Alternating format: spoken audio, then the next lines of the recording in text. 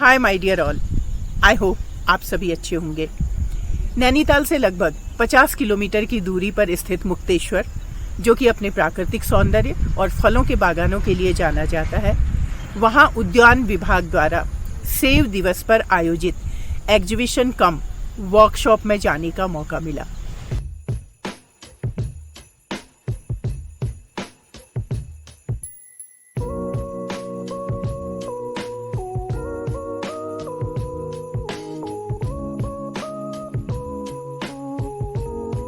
दूरस्थ क्षेत्रों से आए बागवानों से मुलाकात हुई, सेब की इतनी सारी वैरायटी के बारे में जानने का मौका मिला।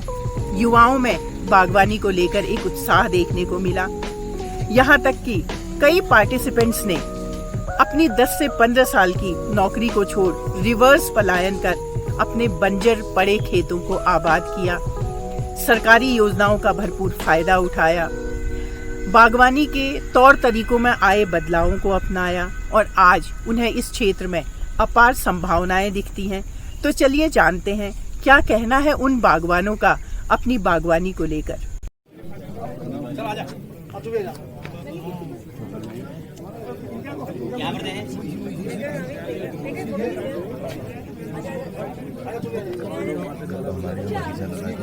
मैडम, मैं पहाड़वानी से बिलोंग करता हूँ, धारी ब्लॉक में। वहाँ पर हमारे सेब का प्रोजेक्ट भी है। मैडम, हमारे पास हॉर्टिकल्चर से मिशन से 500 प्लांट लगा रखे थे। उसके बाद हमने कुछ सीडलिंग प्लांट लगा रखे हैं, लगभग वो 6000 लगभग प्लांट हैं। मैडम, अभी ज़्यादा समय तो नहीं हुआ, पुश्तैनी काम तो था ही पहले से, लेकिन अब नई वेराइटी की ओर जा रहे हैं।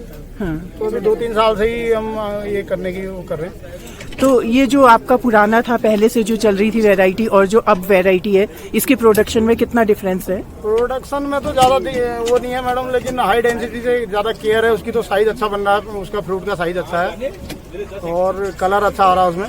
अच्छा। बाकी पहले वाली वैरायटियाँ टिकती नहीं थी ज़्यादा, तो इसलिए दिक्कतें थी उसमें,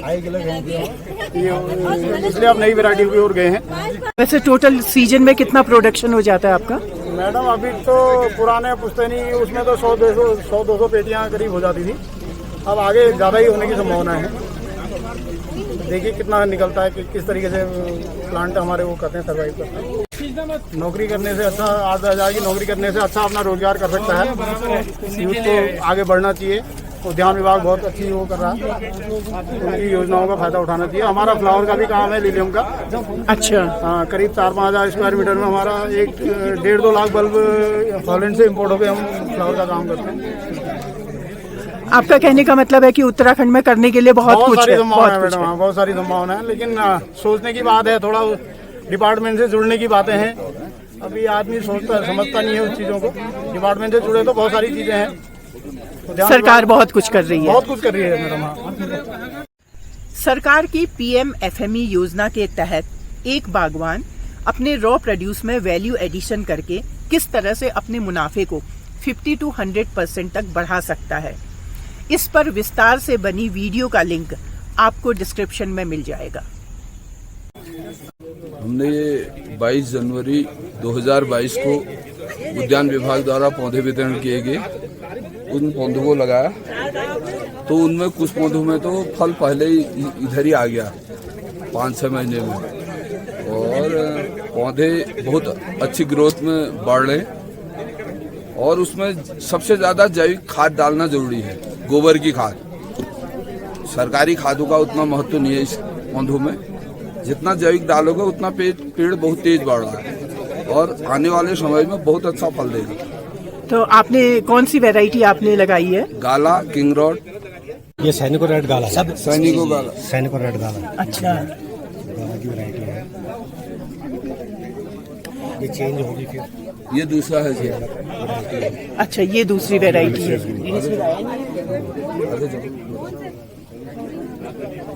ये आपका जैसे आप देखते हैं हिमाचल में रॉयल डेलिशस, तो यहाँ पे जो ये रेड स्पर डेलिशस करके, ये अभी तो लेटेस्ट नहीं है, लेकिन रेड स्पर डेलिशस की वैरायटी आपको यहाँ पे एक ये है, ये आपका रेड स्पर डेलिशस, एक ये है। अच्छा, और एक ये ले रखा है। ये क्या हिमाचल की वैरायटी है? हाँ, यहाँ होने लग गई। अच्छा, आपने यहाँ पे इसको पैदा होने लगी। Yes sir. मैंने 500 पेड़ लगा रहे हैं। 500 पेड़ लगाए हैं पदमपुरी में। कौन सी वैरायटी है? ये गाला है। सर कितना टाइम हो गया काम करते हुए? अभी तो नया नया है। नया स्टार्टिंग है, मतलब एक साल। एक साल। अच्छा, लेकिन आप सेटिस्फाइड हैं? जी अभी तो सेटिस्फाई है। और उद्यान विभाग से कितना सहयोग मिल रहा है आपको? भरपूर सहयोग मिल रहा है। पूरा सहयोग मिल रहा है। सर आप लोग मुझे एक चीज बताइए, क्या कहना चाहेंगे उन युवाओं को जो कि सर्विस के लिए पलायन कर रहे हैं? मेरा तो कहना ये है कि पलायन क्या, तो इधर को लौटना चाहिए पहाड़ की तरफ। वही हम भी कर रहे हैं कि मेरा भी ये 40 साल बाद हम इधर को लौटे हैं, पढ़ने के लिए गए थे। तो शुरुआत करी है, अच्छा रिजल्ट आता है। अब धीरे धीरे करते रहेंगे, धीरे धीरे। मनमोहन जी, आप एक प्रगतिशील किसान हैं, तो अब आप बताइए आपका क्या एक्सपीरियंस है इसके बारे में? देखिए, मैं लगभग 2018 के आसपास से कर रहा हूँ। मेरा पूरा एकीकृत कृषि प्रणाली पे सारा कार्य है, वो भी पूरा जैविक खेती के कॉन्सेप्ट पे। तो उसमें मेरा कई सारी चीज़ें हैं, पशुपालन के साथ फसल उत्पादन है, सब्जी उत्पादन है, दालें हैं, मशरूम है, मधुमक्खी है, पोल्ट्रीज है, तो फिशरीज है। इस तरीके से लगभग सारे क्रियाकलाप मेरे पास अभी पूरा एकीकृत कृषि प्रणाली के तहत। इंटीग्रेटेड जी। तो कहाँ पे है आपका ये? मेरा नैनीताल में उखलकांडा ब्लॉक के कटना एक गांव है, तो उस पर सारा कार्य कर रहा हूँ। तो आपका अभी तक का क्या एक्सपीरियंस है इस बारे में? मेरा जहाँ तक मानना है कि जो ऑर्गेनिक खेती पे जाए, तो अगर इंटीग्रेटेड पे जाए तो क्या एक जो आय का संतुलन है वो बना रहता है। तो जिससे क्या किसी भी चीज़ पे नुकसान अगर हो रहा है तो वो दूसरी जगह से कवर हो जाता है। तो इस तरीके से करें तो कई सारी चीज़ें बहुत बेहतर से बेहतर हो सकती है। पे मार्केटिंग के इस पे अगर हम बात करें तो ऐसा कोई प्रॉब्लम नहीं आती है, क्योंकि मार्केटिंग का जो मेरा अपना जो अनुभव है, तो उस पे क्या है कि मेरे पास कई सारी चीज़ें रहती हैं, थोड़ी थोड़ी मात्रा पे रहती हैं। तो जिससे क्या होता है, मार्केटिंग पे वो आराम से निकल जाता है, उससे जो ज़्यादा दिक्कत नहीं आती, क्योंकि बहुत सारा प्रोडक्ट है तो कहाँ बिकेगा इस तरह की दिक्कत नहीं आती। तो कम चीज़ें रहती है और गुणवत्ता युक्त रहती है, तो मार्केटिंग में कोई दिक्कत नहीं है। और आप मुझे ये बताइए कि आपने सरकार की किन किन स्कीम्स का फायदा उठाया है? देखिए, जहाँ तक स्कीम की बात है तो अगर हम चाहें, अगर हम जैसे हमारा मोबाइल अपडेट मांगता है उसी तरह हमें भी अपडेट रहने की ज़रूरत है। तो अगर हम अपडेट रहते हैं, डिपार्टमेंट के पास जाते हैं, तो किसी भी योजना के माध्यम से तो वो चीज़ें मिल जाती है, चाहे वो पॉली हाउस के बारे में हो, चाहे वो पेड़ों में सब्सिडी की बात हो, चाहे फिर वो किसी वर्मी कंपोस्ट के बारे में हो, तो या फिर फिशरीज के माध्यम से तालाबों की बात हो, या फिर मधुमक्खी में बक्सों की बात हो।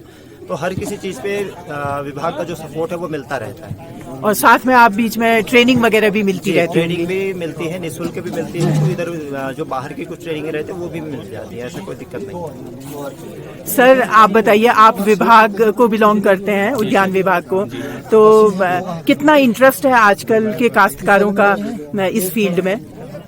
देखिए मैम, पहले जो लोग खेती छोड़ रहे थे, अब वो खेती की ओर वापस लौट कर आ रहे हैं। कि गवर्नमेंट की बहुत स्कीम्स हैं और जो लोग जागरूक हो रहे हैं वो लोग इन स्कीम्स का फायदा भी उठा रहे हैं। क्या कर रही है गवर्नमेंट सो दैट कि मतलब इन लोगों को अच्छा वो मिल जाए, क्या कहना चाहिए, अच्छी इनकम हो जाए इन लोगों की? उसके लिए गवर्नमेंट का क्या एफर्ट है इस डायरेक्शन में? हमारा जो विभाग है, अभी रामगढ़ में एफपीओ का गठन किया गया है। एफपीओ के गठन उसके बाद उसमें किसानों को फैसिलिटी दी जाएगी, तो चाहे वो उसका जो माल है उसको यहाँ से दिल्ली मुंबई ले आने की फैसिलिटी हो, या माल को फ्रीज करके ले आना हो, सब्जी वगैरह जो यहाँ पर बहुत दिन नहीं रह पाती है उसको फ्रीज करके भी भेजा जा सकता है। तो फ्रीज करके एफपीओ के थ्रू उसमें आगे काम हो सकता है। अभी कुछ समय पहले से हमारी उत्तराखंड सरकार ने एप्पल मिशन के तहत हमारे नैनीताल जनपद में, विशेषकर रामगढ़ में, जो हमारा पर्वतीय क्षेत्र है जहां ये फ्रूट हो सकता है, सेब पैदा हो सकता है, वहां पर एप्पल मिशन के तहत रूट स्टॉक के बगीचे लगवाए, जिसमें हमारे कई किसानों के, बहुत सारे किसानों ने उनका फल उत्पादन भी शुरू हो गया और अच्छी क्वालिटी भी आई, और मार्केटिंग की कोई समस्या नहीं है। मार्केट में जाते हैं और क्वालिटी अच्छी है तो उसका पैसा भी मिलता है। 19 में आने के बाद मैंने थोड़ा सा इस पर रिसर्च किया, हॉर्टिकल्चर और एग्रीकल्चर पे। हॉर्टिकल्चर से मेरे को थोड़ी सी जानकारियाँ मिली, तो मैं इंटीग्रेटेड फार्मिंग की तरफ गया। तो मैं धीरे धीरे सेब की बागवानी, सघन बागवानी की तरफ भी गया, तो हमने फर्स्ट ईयर में 2019 में पहले 1100 प्लांट लगाए थे सीडलिंग और रूट स्टॉक के, जो अभी इस साल में उनने फ्रूटिंग दी है 500 पेड़ों ने। तो उसमें से हमें अच्छा खासा प्रोडक्शन मिला था और मार्केट की कोई हमें समस्या नहीं हुई थी। मार्केट हमें बहुत बढ़िया, लोकल में हमने बेच दिया था यहीं पे पूरा सेब। मैं एक बात कहना चाहूँगा, यहाँ के काश्तकार इतनी मेहनत करते हैं तो उनको हम मंडी में माल बेचते हैं, अच्छे दाम नहीं मिल पाते हैं। तो अगर गवर्नमेंट ऐसा कुछ कदम उठाए तो बनियों के लिए, तो उसमें सभी काश्तकार खुश होंगे। तो मैं दूसरी बात कहना चाहूँगा, यहाँ का जो ऋण लिया है काश्तकारों ने, इसमें आपदा आई है, उसका कोई वो नहीं हो रहा है और खेत पार टूट गए हैं, किसी ने आपने उससे वो लिया है तो ऋण नहीं चुका पाएंगे, सूखाग्रस्त भी नहीं हो रहा है। तो उसके लिए तो मैं गवर्नमेंट से रिक्वेस्ट करूँगा कि किसानों का ऋण माफ तो कर सकता है एक ही बार। अभी स्टार्टअप है हमारे इस चीज़ में। अभी तक जो हम करते थे वो अलग टाइप के सेब की वैरायटी थी, जो एक बार लगा दो और वो होते रहेगा काफ़ी लंबे टाइम तक। लेकिन अब जो हाई डेंसिटी चल रहा है उसमें यह है कि उसकी सही नॉलेज होनी बहुत ज़रूरी है और प्रॉब्लम्स में उसमें क्या हमको खादें यूज़ करनी, क्या कीटनाशक यूज़ करना है, इस चीज़ की नॉलेज होना बहुत ज़रूरी है, जो अभी हम स्टार्टअप है तो इतना पता नहीं है और प्रूनिंग का मेन हमको पता करना है। इसके तो ऐसे प्रोग्राम लगते रहे जिससे काश्तकार को फायदा मिले, जिससे काश्तकार की प्रोग्रेस हो सके। और आप हम सोचते हैं कि प्रदर्शनी से अच्छा है, अगर ये चीज़ हम मार्केट मिले इस चीज़ की हमें, वो सबसे बेस्ट है। जो चीज़ अगर जैसे किसी का भी एप्पल अगर अच्छा लगे कि ये बेस्ट है तो इसकी क्वालिटी ऊपर तक जाए कि इसको मार्केट अच्छी मिले, चाहे किसी भी काश्तकार का सेब अच्छा है। हमें ये मानना है प्रदर्शनी से काश्तकार को तो एक खाली देखेगा क्या फायदा मिलेगा उसको, काश्तकार तक इस चीजें पहुंची। ये आपका कहने का मतलब है ये जो प्रदर्शनी हो या तो ये ऐसी जगह में हो जहाँ की आपके कस्टमर वगैरह मार्केट मिले, इसको मार्केट मिले, ये चीज होनी चाहिए। इस समय मतलब हम उत्पाद कर रहे हैं ना, हमारे बीच प्रदर्शनी लग रही है। अगर ये प्रदर्शनी शायद हल्द्वानी में कहीं अन्य जगहों पर लग गई होती, लोग जिनके पास ये उत्पाद है 10-10, 20-20 लोग लेके आते तो वहीं पर आने जाने का खर्चा तब भी उनका निकल जाता। और वैसे आपको मार्केटिंग के लिए प्रॉब्लम होती है? प्रॉब्लम तो नहीं मैम, हम तो हल्द्वानी और मुंबई हमारा एक्सपोर्ट होता है। ओके, हल्द्वानी में मतलब कॉस्ट ठीक नहीं मिल पाती है, हल्द्वानी मार्केट नहीं मिल पाता हल्द्वानी ठीक से, बस ये दिक्कत है। तो हम चाहते हैं कि हम चीज को उगाएं तो हमें उसका मार्केट अच्छा मिले। ट्रांसपोर्ट की प्रॉब्लम हो जाती है, चीजों का ध्यान विशेष रखा जाए। जो भी मंच पर हमारे मुख्य अतिथि बैठे हुए हैं, सर मैं आपकी नॉलेज में भी बात लाना चाहूंगा कि जो हमारे मुक्तेश्वर क्षेत्र था, फ्रूट बेल्ट थी और यहाँ पर जीन बैंक बहुत ज्यादा था। 20 से 25 वैरायटी हमारे बगीचों में हुआ करती थी, बट अनसाइंटिफिक मैनेजमेंट कहूंगा, एक्सटेंशन की कमी कहूंगा, किसानों की अनिच्छा कहूंगा, उस कारण हमारे सारे बगीचे खत्म हो गए और जो दुनिया में सबसे बड़ा जीन बैंक था उसको हमने खत्म कर दिया। तो धीरे धीरे डिपार्टमेंट ऑफ हॉर्टिकल्चर के प्रयास बहुत ही सराहनीय रहे। उन्होंने किसानों को दोबारा से हाई डेंसिटी की ओर जोड़ा। अभी पूरे मुक्तेश्वर में और पूरे क्षेत्र में मैं कहूं कि चाहे सरकारी प्रयासों से चाहे इंडिविजुअल प्रयासों से 100 से ऊपर बगीचे यहाँ पर लग गए हैं।